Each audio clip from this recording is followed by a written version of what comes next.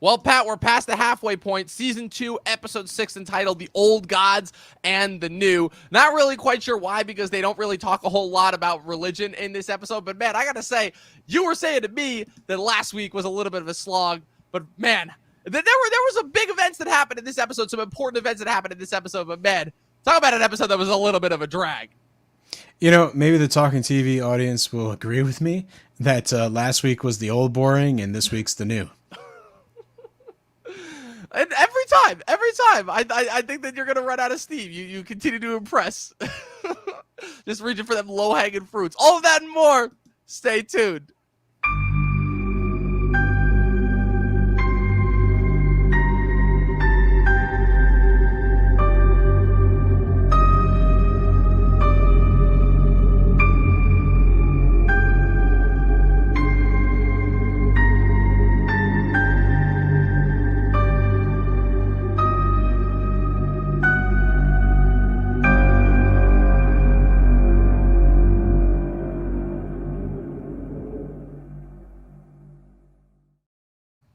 You know, Pat, I feel like we're going to intimidate a lot of people into watching this episode just with how intense our thumbnail is, because this week, obviously our focus character is Tywin Lannister, so we had just this super imposing picture of Tywin, like when in this one episode where he was staring at that one henchman, and he's like with just, that intense Tywin look. Like, Tywin's just one of those characters where you're just like, oh man, you better not fuck around with this guy, because he's going to destroy you with just a look.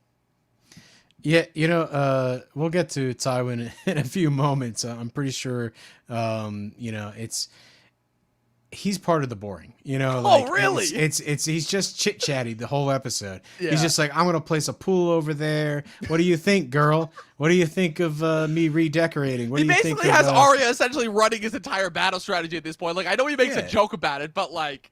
Yeah, but he's basically just chit-chatting the whole time with her, and it's nothing of importance. It's basically like, oh, did you make some good stew up north? This is in only so many words. This is one of those episodes where a lot happens. There's a lot of dialogue, and yet once again, it feels like there's nothing happening. Because unlike last season's episode 6, which was, I thought, this really interesting and different type of character piece for a very troubled and heavily disliked character, this one, once again, we're seeing the culmination of all the different events that are happening this season. There's so much that is happening. Each episode is having minimum 6 storylines, just that we can continue to push through everything. But man, this was definitely in that period of season 2 that I remember, where the first half of season 2 was so dope and everything was moving so fast and everything seemed like it was so awesome. And then the payoff started to happen and you realize, oh wait, we got to sit through like kind of certain other events before we get to the Battle of Blackwater at the end. And Blackwater's dope, but there was a lot of stuff that we had to sit through, like all the secondary storylines, like Jon meeting with the Wildlings. And... Dom, let's just read the script here for a moment. Fade in. Interior random room of Winterfell. Maester Ruin. I believe the term is the rookery. Yeah. Oh, okay. The rookery. Maester Lewin runs into the room. He stares at a piece of paper. He stares at a raven. He writes on the piece of paper. Gets the raven out just in time.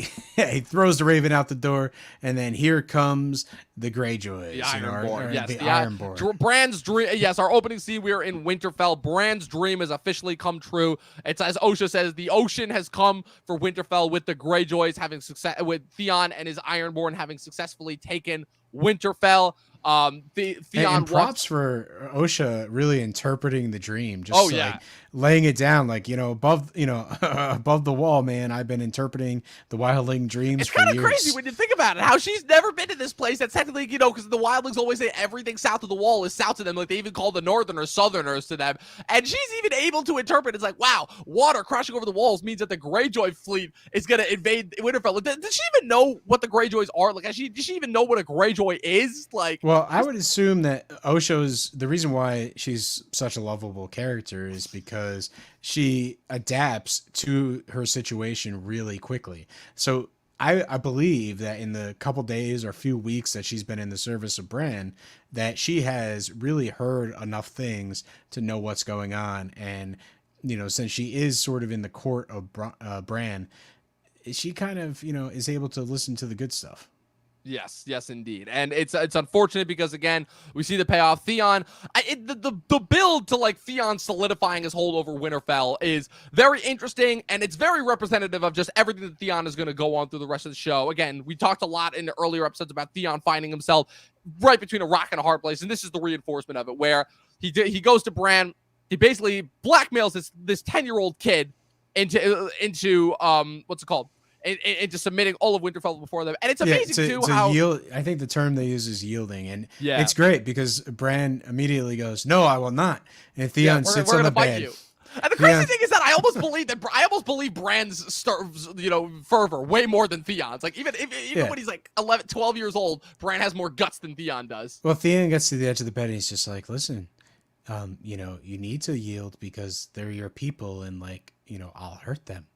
That's what I'm supposed to do in this situation. It's like Theon I love how you're trying to make him sound like Ramsay. It's like Theon is way too boisterous to be that quiet. Well, no, but he's basically, Theon is very, like, textbook about things. He's like, well, if you do that, then I got to do this. That's just the way it is. Those are the facts of life. Theon doesn't really have street smarts, I guess, right, is what you would call them in modern times. But in Westeros, he just has, dopey stepbrother syndrome. I don't know, something like that. Something like that. He just doesn't really seem to have that leadership skill that the other Starks have, and he basically explains to his enemies like the way things should be, which is very odd. Yeah, it's very dopey, so to speak. And I think Bran hits him with like the line that just like crushes Theon instantly, which is when he turns to leave, he asks Theon, "Is like, did you hate us the whole time?" And I'm just like, oh man, wait, I was about to say, wait to strike him right in the heart, right there, like obviously dagger, right? Yeah, because right it's clear that even though in the moment Theon has made his choice, Theon still is obviously grappling pretty hard with this decision that he's made. As far as it's like, okay, so I've chosen the side of the Greyjoy, but like the Starks are only going to see this as betrayal. They're not going to understand it. It's further reinforced, obviously, when he's making his big speech towards the rest of Winterfell. Then they bring in Rodrik Cassel, who unfortunately has come back from Torrhen Square and wandered right into their trap. Yeah. And he hawks the biggest loogie right in the Theon's face. Right into Theon's face. And he even throws, and he's constantly throwing it back at him. He's throwing everything back at him that Theon puts him as, the Starks took you in. They treated you like one of your own. And Theon is constantly fighting back. He's like, yeah, I'm just a prisoner and everything. Throughout my time here, I was nothing but a hostage and everything. And when he spits in his face, Dagmere is, Theon wants to still keep him alive. He wants to still, again, he wants to throw him in a dungeon. He's playing by the textbook. Yep. Well, if you spit on me and show disrespect, I put you in a dungeon. And everyone else is telling him, like, no, Theon, that's not how the world works. Dagmere pulls him aside and tells him, is like, no, he can't stand for this. He's got to pay the iron price. And I feel like nothing more represents Theon's, Theon's, oh my God, what's the word that I'm looking for? Theon's turmoil, let's call it, than the scene in which he actually executes Rodrik. Because like over this, in front of Bran and Rickon too, it's a really, really sad scene. But I think Rodrik, every single execution that we've seen has been like one slice, one and done, sword swing, it's done. Ned Stark, when he took care of the Wildling, or the whatchamacallit, the Men of the Night's Watch that basically went AWOL. And basically, when Ned Stark got executed, like everybody's getting their heads chopped off in one go. But when Theon does it, he's just such a weak character that he sucks so bad that he can't even freaking take it off in one chop. He's like trying to chop at it like it's a thick piece of meat, and he just can't do it. And he ends up freaking like kicking the head off. It's one of the most embarrassing. it's one of the most embarrassing things I think I've ever seen in TV. Yeah, and it's made even more embarrassing by Roderick's claim. It's like, well, now you're truly lost. Now you're truly lost. Greyjoy, like basically your enemy says that, and then you can't even properly execute him. And it just shows how much of a bumbling character Theon has become. Like he's made the worst choice possible. And for a minute, I was thinking like, okay, like, Theon's being smart. He's doing his thing. And, this is sort of meant to be a triumph for him. But the way that basically the writers have, done Theon is they made his most triumphant moment really one of his most bumbling. Yes, absolutely. And that, again, it's what sets Theon up for everything that he has to go throughout the rest of the show, where he has made his one choice. It was very clearly the wrong choice, and now he is going to suffer for the rest of the show because of it. You know, maybe not immediately, but like every single thing that continues to happen to him throughout the course of the show is going to be is going to just make him regret this decision. It's a really awesome storytelling choice that you don't see too often, where you see a character make the wrong choice, try to continue to back up that choice and make it seem like it's the right one when everyone around him is telling it that it's wrong, and then he suffers for it just immensely. I think Theon gets like a high five or something towards the end of the series, right? Season 6 or 7. Like he does something good, you know, and something like that, where he backs Yara, and that's about it. But freaking yeah. So the way that that sequence ends later on in the episode is, of course, Osha comes out, proclaims her loyalty to Theon, says that, you know, I don't want to be kept as a slave anymore. I want my freedom. She finally gives Theon what he's wanted from her since he first met her last season. She does a little foul play, right? She's basically like, I want to be a soldier. Give me a spear. I can totally fight for you.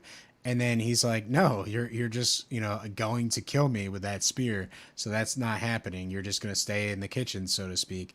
I guess that's where she was assigned. And he doesn't want to have it.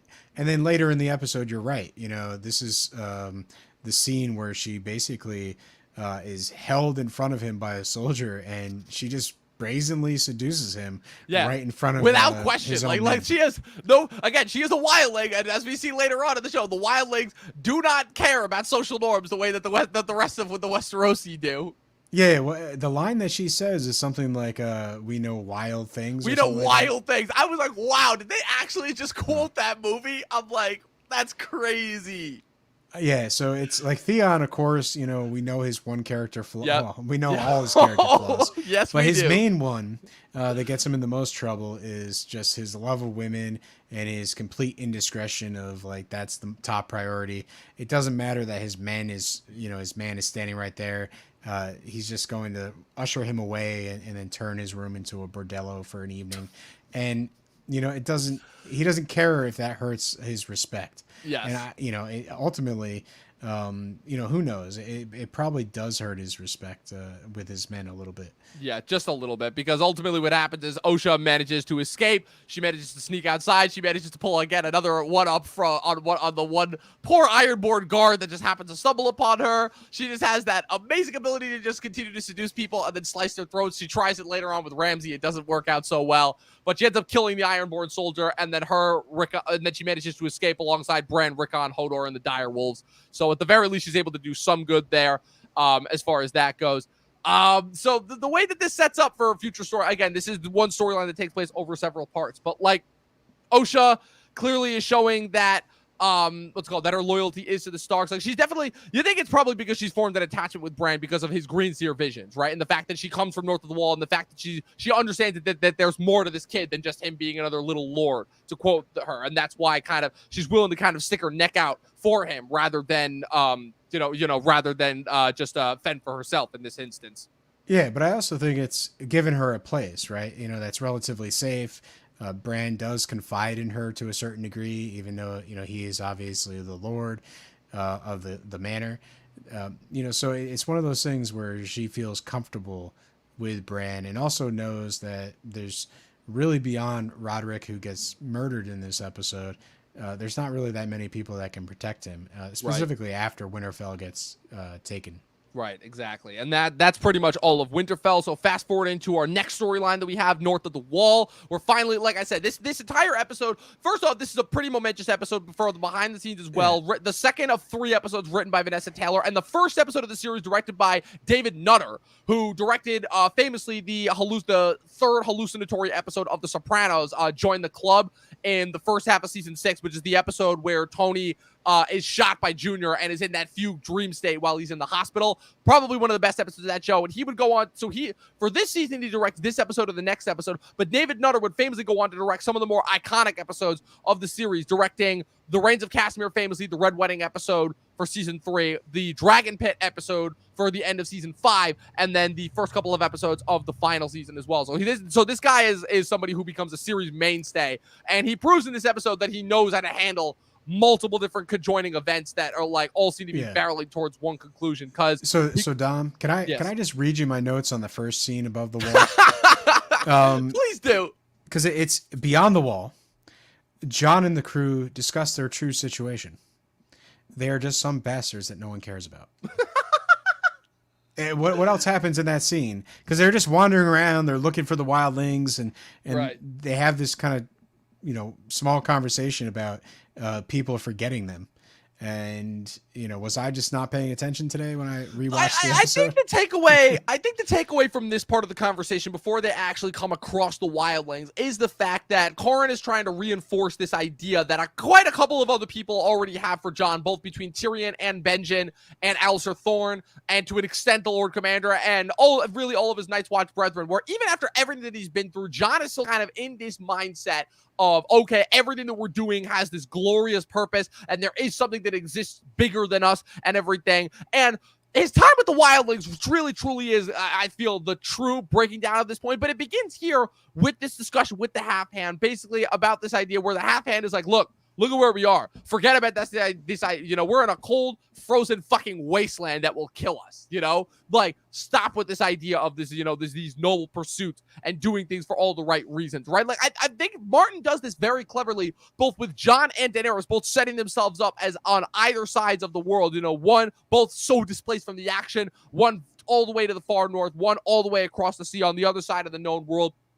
And he sets them up in this instance where they're far enough removed from the action where they're not going to really see any real repercussions and consequences yet, but they're learning more progressively so that when they eventually do enter the game, they have slightly more of an advantage than certain of the other characters that kind of found themselves thrust in there unintentionally. Because Jon's whole thing is that he is still operating under the assumption that he can get everything done by being the best person there is. And Corran is right now disavowing him of that, basically saying everybody that tries to think that they're bigger than nature ends up getting eaten. We're not doing this because we're trying to save the world or because, we're doing this because it's our fucking job. Because at the end of the day, no one's going to know who we are. We're going to be nameless, faceless people that history ultimately forgets about. But at the end of the day, people get to live because of our actions, and that's kind of...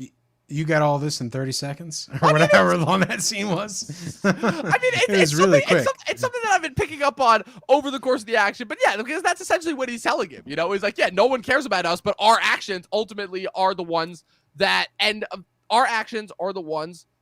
up making the difference. We are essentially the only force in Westeros that actually has the power to determine between life and death, because that's the whole purpose of the Night's Watch. It's that they exist outside of all the usual nonsense and squabbling of the realms. They're the ones that they're the ones that essentially actually do get to make a difference, because their whole purpose is simply just to serve and protect, essentially. And all right, let's smash cut to the other half of this thing, which and then they come across the wildlings for the first time. Yeah, they rip out their swords, they kill some wildlings, and they capture Ygritte. Yeah, who, oh man, you can tell this is the first hot girl that Jon has ever seen, because oh man, I get it's the whole thing of he's not. It's a typical thing of what happens when a guy finds a girl in an unlikely position. It's like, I don't really know how to handle myself, because Corran even says it. It's like, yeah, she's a wildling. She will kill you in your sleep. But again, Jon is still operating under that old school, old world assumption. It's like, as in, treat women very courteously and protect them. Women are largely innocent figures in this world. Not here. This is his rude awakening to that. And Corran tells him, it's like, you got to execute this girl. Like, yes, they interrogate her and they manage to get some information out of her, not a lot, but ultimately, yeah. Well, she tries to trick him and burn those bodies, and it's like, oh, so we burn these bodies and then we let everyone know our position, and your friends come in. So she's constantly trying to trick them and do things. And I think it's very interesting because Corran does say, hey, execute her, and leaves Jon Snow to do it. And terrible decision, by the way. I'm sorry, but worst decision so far on the half-hands part. Leaving Jon, who clearly showed hesitation the first time, and he's like, oh yeah, he can totally do it on his own. Nothing bad is going to happen there. Well, I think Corran basically understands that Jon doesn't want to do it, and he's leaving the decision up to, hey, Jon, you do what you got to do. Yeah, basically, it's in your hands. She's your problem. Exactly. And I think this is a great moment, because Jon actually shows mercy. And this is a moment where it makes sense for him to show mercy, because he doesn't really know much about the wildlings. This is someone that he could, capture and maybe get a little more information out of. And worst case scenario, later on, after they sort of travel a little bit, if she proves to be useless, then he might reconsider that execution. Right. Well, so I think hey, after only a couple of minutes of lying together, I don't think she's gonna prove to be useless at all. Just given the fact that, like, even though he's in the Night's Watch and she's a wildling, I don't know who falls for who first. I have to assume that it's she falls for him first because he's just too dumb to notice anything. Because they're not even together for 5 seconds before she's already flirting with him. Yeah, when they basically set camp because night's coming and they need to get some sleep. Yes. She lies there and says, "You need to snuggle because I need to keep warm." You're right. And then she keeps adjusting herself. And adjusting herself. Yeah, so clearly Jon, is not used to this sort of, I would say flattery, aggressive flattery that is going on here.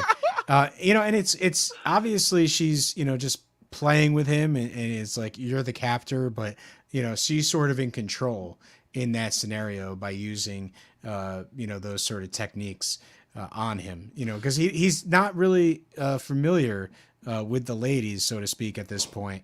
And so therefore she's kind of, basically just kind of rubbing it in his face. Oh, she's rubbing more than that in his face. But yeah, it's our first really major introduction of the Wildlings. Just that, their culture, their customs as a people, where it's a fact of we've really only heard a lot of hearsay about the Wildlings and the fact that they're these savage people. But this is really our first instance of that. It's part of, again, my favorite part of Jon's arc, which is the fact of him essentially spending time with the Wildlings essentially reveals to him that the Wildlings are nothing more than just like any other commoners in Westeros. They just happen to be on the wrong side of the wall, and as a result kind of have this sense of freedom and independence that the rest of the residents of Westeros really don't have and really will never know. So I find it interesting that this is kind of what sets him apart from the rest of the rulers in Westeros, where even though Daenerys is somebody who has spent time with the commoners, Daenerys ultimately, all that she has known is tragedy and despair and having to deal with dissenters when it comes to ruling. Jon actually spent time with the commoners and manages to gain this common understanding with his people that really no other ruler in this entire show gets. And all of that context, starts here to me ultimately with his relationship that he forms with Ygritte, a relationship that I probably was also my favorite relationship of any quote unquote romantic relationship that happened on the show. Just because they had such great chemistry, they're back and forth. She just made him understand this entire new way of life that he never had before. And hey, it ended up leading to them getting married in real life. So hey, clearly something was going on there. Yeah, I would say like this particular sequence, also it does show Jon's like growth towards leadership. The fact that we have 2 execution scenes in this episode is not really something that's is a mistake. It's not a coincidence. Essentially we're showing Jon being a strong leader by basically hesitating and taking that strong strike to the stone and not really chopping her head off. Even though he chooses not to kill her, he still has a stronger blow than Theon, which is crazy. Everyone has a stronger blow than Theon, unfortunately. So it's very interesting to see like Jon and how he exercises his leadership. And obviously he's in a vacuum, right? It's just him and Ygritte because, obviously the rest of his band has moved on, to scout ahead a little bit. But Theon is bowing to the pressures. He's not really comfortable making the decision that he feels is right. He's just making decisions that people tell him to make. Hey, your men are not going to respect you, so kill this person. Why he should have just killed him. Kill his right-hand man and be like, do not speak up to me. Yeah. We do things my way. And that would be sort of the iron price. Like, yeah, he might lose his men, but he has to, be that man, that hard man that kills people when they disrespect him. And it's like, yes, Rodrik has value. Some guy telling you that the men that already hate you are going to hate you even further, just get rid of him. Yeah. Obviously they don't have that many men, but Theon could have taken charge. Like, I just took Winterfell. This is how the realm works. We need to strengthen our position, or we need to move on and give back Winterfell. Like if he just had some confidence and took control, then he would have been a leader that might have actually played, a bigger part in the Game of Thrones and not led down the path that he did. And Jon, above the wall, he's starting to get his confidence make leadership, considerations that are not as popular with his fellow Knights of the Watch, and he's just being a leader. There's definitely a sense that he knows what he's doing and he makes good decisions, and he's willing to at least, be responsible for those decisions if they go the wrong way. Absolutely. Yeah. So we see, obviously, again, the kind of the growing dissent, obviously, and differences between leadership. Theon is somebody who has been thrust into this position and it makes bad decision after bad decision. Jon is somebody who is slowly learning, all the different parts and facets that come with leadership ultimately. So now we jump ahead down to the Riverlands, to Harrenhal. Again, another storyline that we are pretty divided on. I enjoy the storyline. You are not the biggest fan of storyline. And Tywin, Tywin is the just surrounded. is not Tywin that is just bad. surrounded by the most incompetent of incompetence, where he's dealing with Amory Lorch, Yoren's killer, and he's telling him, he's like, you can't even read well enough to differentiate between this person and this person, where Amory Lorch has, due to his inability to read, sent a letter that was meant for a Lannister ally to a Stark ally, and now they know about the upcoming Lannister strategy. And he asks Arya, to get a book of the great houses of Westeros, and Arya brings back the book before he even has to tell her which one it is, and he's like, my cupbearer can read better than you, and it leads into this scene that happens later on, where Tywin has this very frank discussion with Arya about, how he taught Jaime to read, and they kind of have this back and forth talk about their fathers and everything. And again, it's this instance where it's like, I love how it happens, where it's like Tywin is of this age and is so smart, but Arya, is whip smart in her own right, and it's kind of interesting seeing their dynamic where they grow to have almost like this mutual respect for each other, even though they're on complete opposite sides. And then it's thrown off when Baelish arrives, when Littlefinger arrives, in order to bring word of everything that's happened in essentially the first half of the season, news of Renly's death, how there may be a little bit more to the rumors that there was something dark and magical involved in Renly's death. And then the biggest piece of news, obviously, the continuing of the next major plot development, which is the bringing of the Tyrells into the fold, where Tywin is still of the opinion, the Tyrells rose up against the crown, and Littlefinger's like, yes, and there will be time to punish them for that later on after we've won the war. Again, well, it's clear that because Lord Baelish comes in and tells the motivations, like Marjorie wants to be the queen and Loras wants revenge for Stannis killing Renly, so perfect alliance. And this is really the only breadcrumb that's brought up for the rest of the season until basically the end of the Blackwater episode. So it's, I think, very well integrated into the season, where it's like, hey, these could be future allies, and Tywin sort of dismisses that to a certain degree.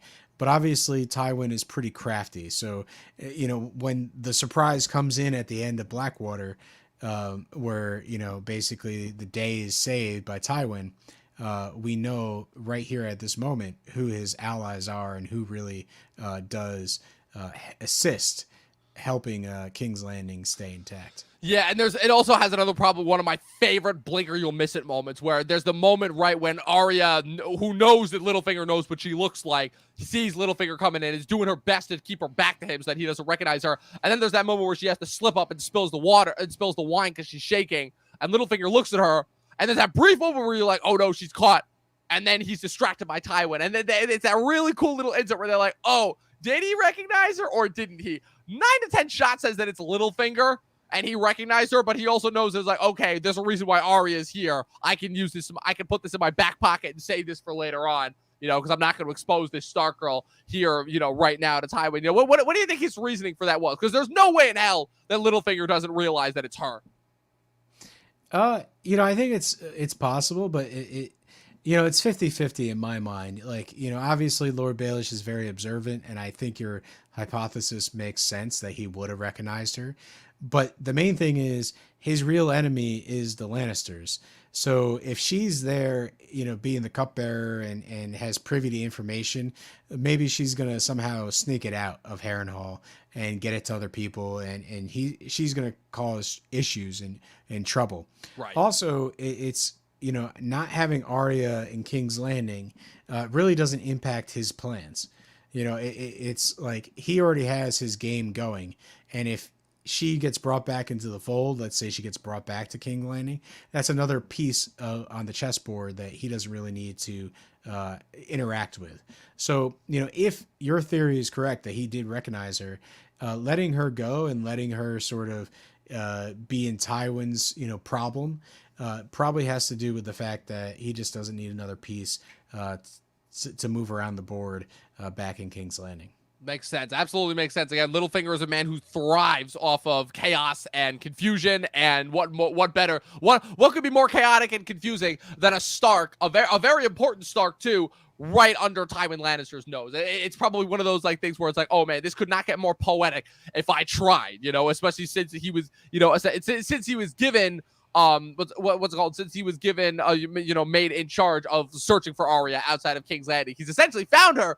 But again, Littlefinger is loyal only to himself, so he's not going to make a move unless it benefits him in some way. Unfortunately, this is a lesson that Arya is still learning because she ends up swiping a letter that she sees on Tywin's table about Robb Stark and attempts to send it to him, but unfortunately ends up running into Amory Lorch, and Lorch sees the letter. And of course, goes to inform Tywin, and so unfortunately, you're missing the most important part.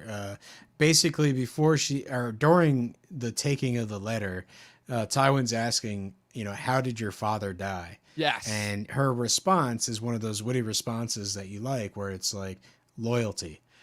And we obviously, as the audience, know she's talking about Ned, but Tywin doesn't know that at that moment. Right. And, I think it's one of the most clever lines that Arya has in this whole situation, being the cupbearer of Tywin. Yeah, absolutely. It's a really interesting moment, again, showing Arya's love of her father, obviously, and still her loyalty towards her family. And, and then part two, listen, oh, hey, Jagar, you got to kill this guy. What's his name? What's the Jacket. guy? You got to kill Jacket to kill Amory Lorch. And this is one of the most... But why kill Amory Lorch? Literally, he's going to tell Tywin, so just tell Jagar to, hey. It's one of those moments where, again, just kill Tywin now. Her inexperience, her inexperience, and her really confusion just in general, and her lack of knowledge of what really is going on and who the important people are. She is only thinking in that moment, oh shit, I need to preserve this position that I've gained for myself. It's a very human moment, but unfortunately, it's a very stupid moment because logistically. Yeah. I think it's one of the problems with her characters in the show. Is that, any chance that they get, they show her, they show the audience how brilliant she is. And then all of a sudden, and then it gets completely undone by her making this idiotic decision. Yeah, Case in point. I understand that she's younger and she's innocent and she's likely going to make those mistakes. But I don't know if the show portrays that as realistically as it could. Yeah, Arya to me is consistently a source of confusion, even in the books, because even in the books, it almost felt like Martin himself had no idea what to do with her. He made her he made her this centralized character in order to see her have her be on the peripheral of everything. But unlike Jon and Daenerys or Tyrion later on, there never really seems to be a reason for her being on the peripheral, especially because every single time they try to bring her back into the main tension, something happens and it's pushing her farther away. And now at the point where we're at with her in the books, which is where we left off with her in between seasons 5 and 6, she's still so far removed from everything that she can't I'm still confused as to how they would even bring her back into the fold ultimately. And this is just another instance of where, okay, again, she is forced to use her basically her personal faceless man assassin to jump through the wildest of wild hoops. We thought that the last episode's kill was ridiculous. Oh my god, it almost plays out like a freaking Marx Brothers cartoon or a Marx Brothers sketch. Last episode, he pushes the guy off, right. Well, no, he twisted. And then he's literally like this. He's literally like this him off the balcony. And in this episode, and he's winking at people. He blows a poison dart into this guy's neck moments before he walks through the door. First of all, I just need to know the logistics of how that happened. There aren't that many instances in Game of Thrones where I need to know the logistics, but this was the one. That one is where I'm like, my guy, what the fuck? How did you pull this off? That was insane. And of course, the crazy thing in hindsight is that Arya ultimately made the worst decision by having Amory Lorch killed instead of Tywin, because now, with the way that it happened, Tywin thinks that there's an assassin after him somewhere in the ruin, and that's going to put him on high alert. So ultimately, this is one of those decisions where it's and again, this was another change in the book, because in the book, it was Polliver and some other random Lannister soldier, Polliver, the guy who took her sword, and some other random Lannister soldier that was completely inconsequential that Arya had killed, ultimately, before she has the thing done. But in the book, again, I'm not going to say that it was done better in the book because it still makes no fucking sense logistically, but at the very least, it made more sense as far as okay, Arya is only dealing with people that have dealt personal agreements to her rather than doing these things, for necessity. The tickler, the reason why that death worked is because that was a death that felt egregious towards her directly because it was coming at, one of her friends and allies. But this is a death done completely out of necessity, and it just feels, the more and more that I think about it, just absolutely ludicrous with how it's handled. But, what's it called? Yeah, so so we got only really 2 other major storylines to hit before we hit the ending again. Oh man, the cart storyline. This just gets better and better each time. But what's it called? So do you want to hit King's Landing, or do you want to hit the Riverlands first, or the Westerlands, I should say? Yeah, just hit me up with the Westerlands. Let's do the Westerlands. So we got a brief moment with Robb. Again, this is an episode that is tied together by 2 things.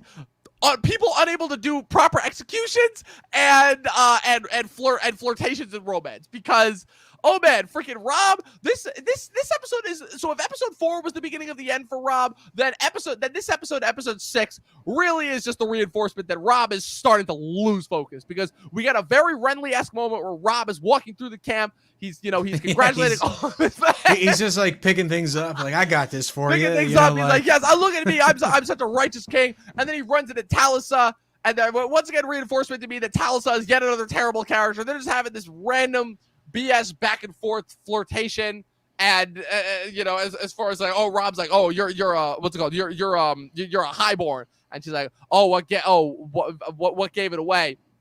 And he's like, you're not a very good liar. Just some really bad, like, romantic tension that basically said, like, the one thing that I can say towards Robb's romance is that everyone kind of gets the sense that, like, yeah, this is not going to end well for him or her ultimately. And we have Catelyn and Brienne walking up, and Catelyn has this moment where she sees what's going on, and she's like, and she subtly reminds Robb, is like, Robb, you have an oath that you have to maintain. Now is not the time to get, in order to quote one of my favorite Disney movies, Bambi, Twitter painted, by this hot foreign exotic beauty.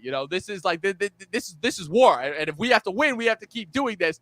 And then of course we have Roose Bolton coming in with the letter, basically, that he's gotten from Winterfell, stating everything that happened. Brings there. it back full circle to Maester Lewin's like staring at the paper, staring at the raven. He did actually get the one raven out, but it went to Bolton.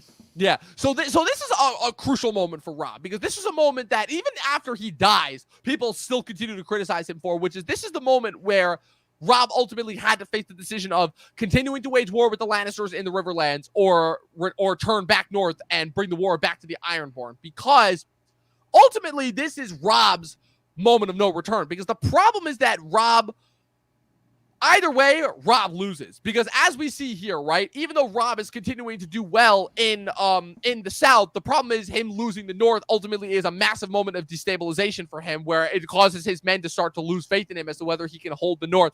And then ultimately, even though he does attempt to bring the offense to the Lannisters in season 3, he's ultimately undone and betrayed by his own men, who are seeking to gain power and advantage for their own. And if he turns north, then he completely loses any advantage that he would have had against the South, and he ultimately loses the original conquest for Ned. But my question for you is, Pat, what do you think? We see ultimately what happens when Robb chooses to take Roose Bolton's advice, that Roose Bolton will send word to his bastard son, the first that we hear of Ramsay, in order to bring the war to Winterfell and take back Winterfell without Robb having to sacrifice his position in the moment. But this is clearly, as we later learn, a power play by Roose Bolton in order to attempt to seize control of the North.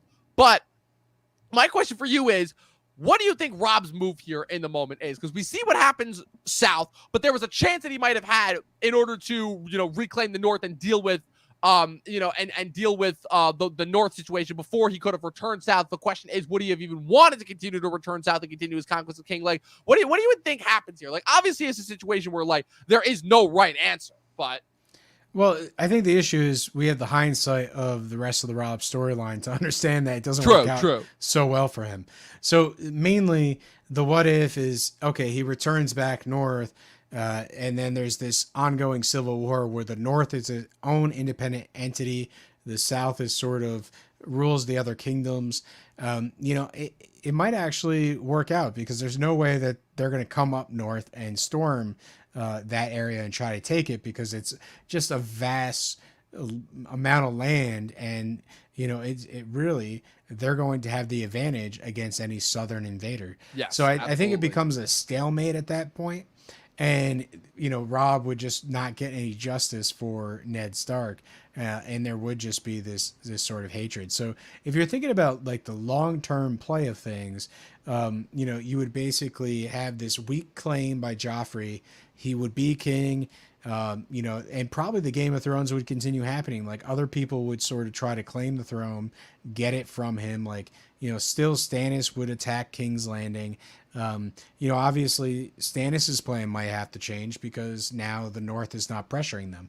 So I think it's one of those things where, I think Robb could have safely gone back north, basically dug in, solidified his rulership. And as long as people were still willing to back him and didn't think it was like a cowardly move, but ultimately I think it probably would have led to a situation where they could have waited out Joffrey's leadership, because as we've seen in this episode, Joffrey's leadership is not too solidified. Yeah, he doesn't really have the will of the people. So clearly, it's one of those things where like there are other people that hate the Lannisters. And so he could have bided his time more.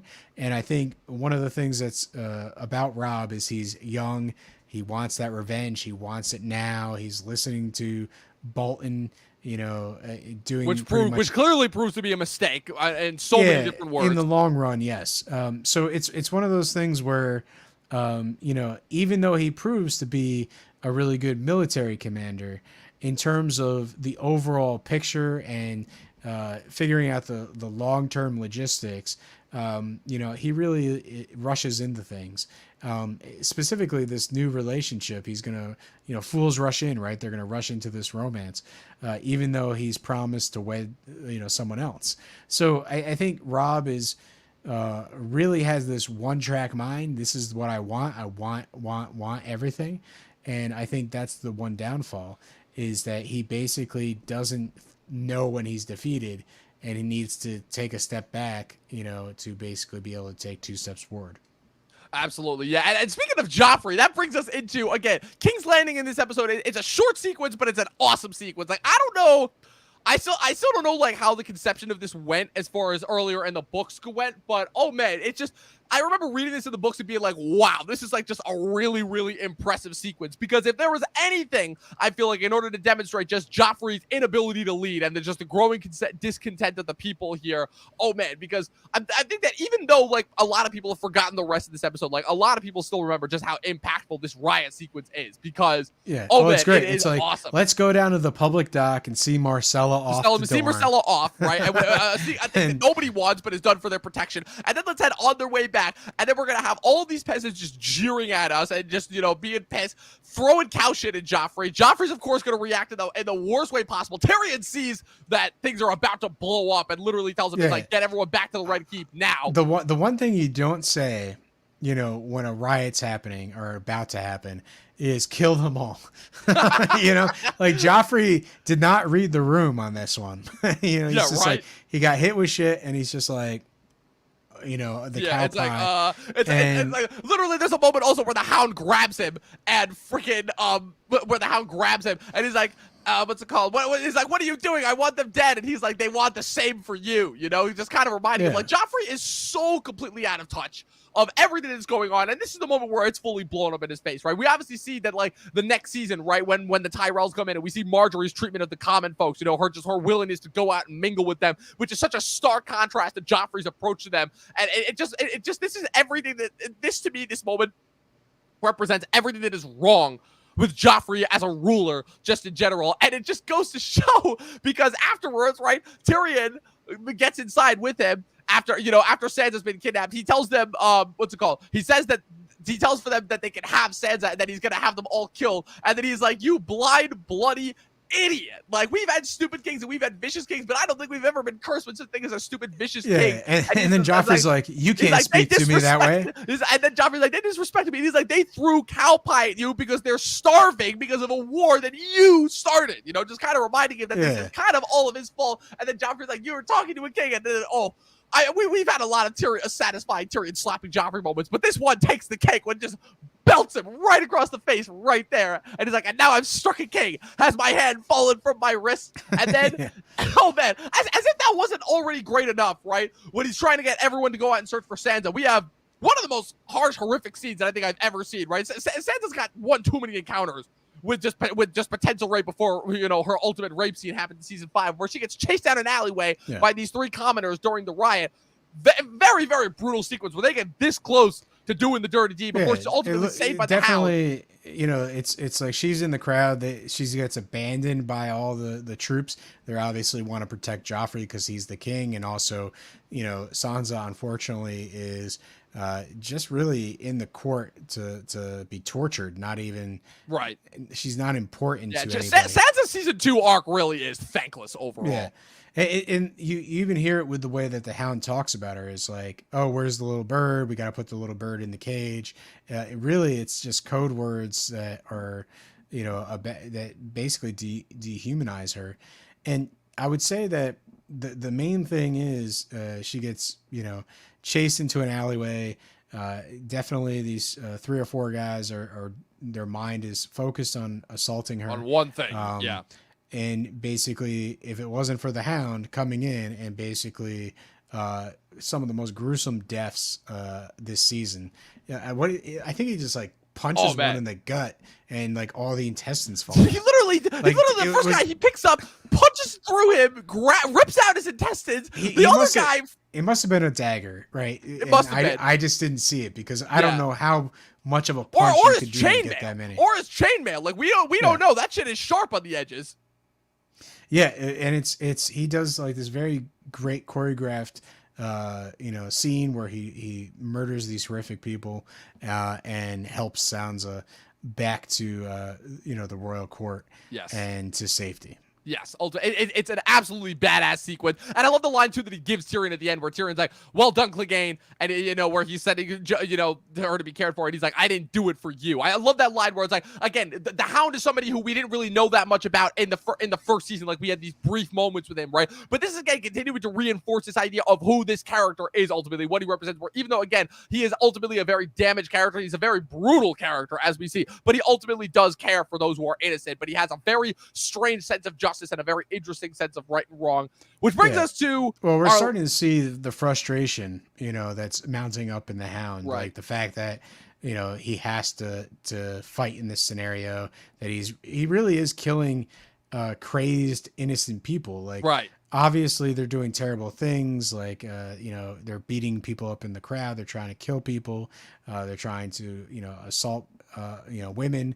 I think there's another shot where another woman is like dress is being ripped off in the middle of this riot. Yeah, it's pretty gruesome. Yeah, so like it's just like the crowd mentality. Like they're starving, they're sort of don't have good leadership. Things are a very bad situation for them. Yeah, and they've become, you know, for lack of a better word, sort of animals in the street. And, you know, the Hound is forced to kill a lot of them. Like, I think he kills like 2 or 3 people. Yeah, it's a lot.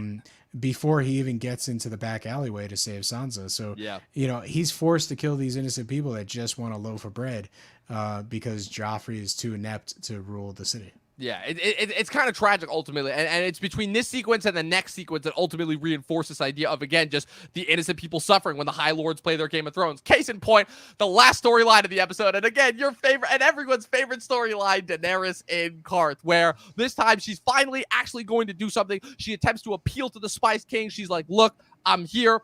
I need your ships in order to be able to get across the narrow sea. Zara was continuing to attempt to appeal to her. She is not having any of it. And the Spice King makes some very, frankly, honest and true points, which is that it's like, okay, you don't have any armies. You don't have any allies. You haven't been in Westeros since you were a little girl. I'm a merchant. I make my way in the world through money, not by backing, you know, what's it called, by hopes and dreams. And she does say this really interesting sentiment. Oh, yeah. The best line that she has this season.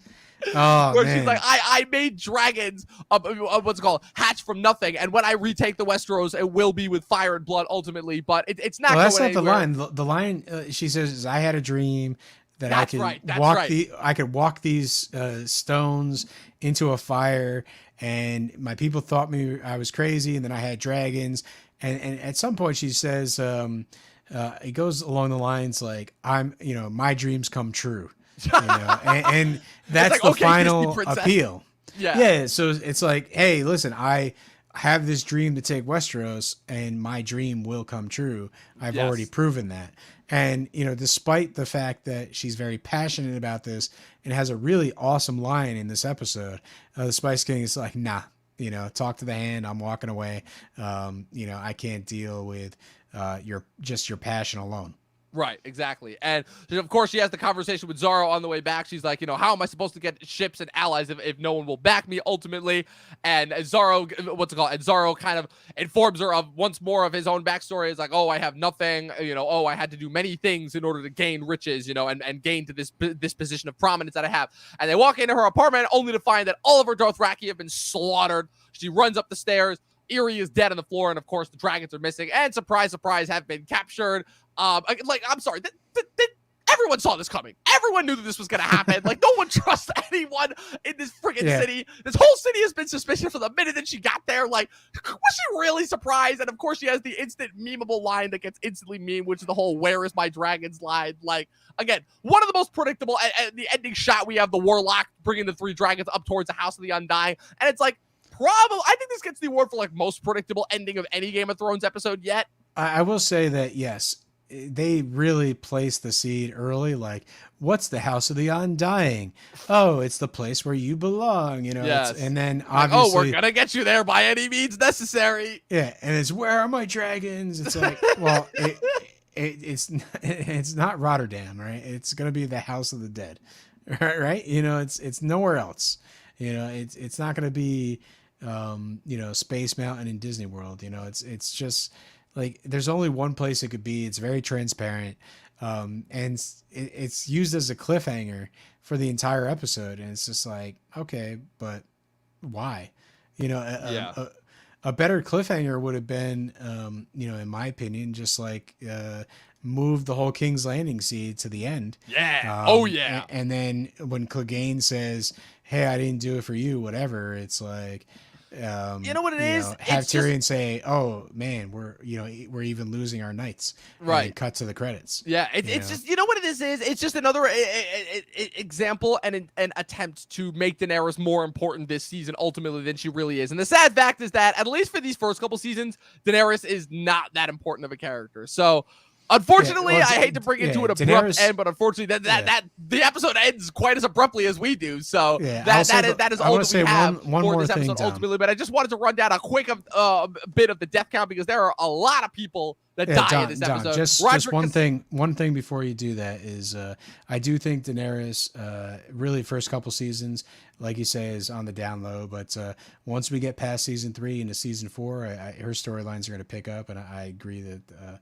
they are really good as the show grows on. Absolutely. But death count, Rodrik. Death count. Yeah. Oh, we got a lot of people. Rodrik Cassel, the High Septon, who is literally torn apart and eaten by the residents of King's Landing. The commoners that attempt to rape Sansa, who are brutally murdered, and all the other people that are murdered by the Hound. The Wildlings that Jon and Corran and their group kill. Amory Lorch killed once again by Jack and Hagar. That random Greyjoy guard that Osha's throat she sliced, and all of Daenerys' remaining Dothraki and Eerie. God damn, this is the biggest death count that I think we've had all season long, is all that I'm going to say. And I'm amazed that I was able to keep track of all of those. But that was it. That was our most recent episode of Talkin' Thrones, episode 16, season 2, episode 60, Old Gods and the New. What did you guys think? Whatever your thoughts are, leave them in the comment section below. Be sure to click the like button and the subscribe button. Follow us on Twitter, Facebook, and Instagram at Talkin' TV Podcast. Pat, where the good people find you?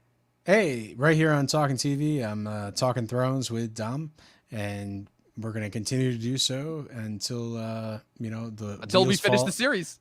Well, until the wheels fall off this car is what I'm about to say. Hopefully we get to the end of the series. You mean they have it already? But anyway, other than that, it's I keep promoting my Instagram at Patrick W. Huber. Again, I'll just say I'll post one day. One day. And you can find me on Facebook and Instagram at Movie Nerd Reviews, all one word, where I post sarcastically. You guys know what I'm going to say next. 12 seasons in a short film.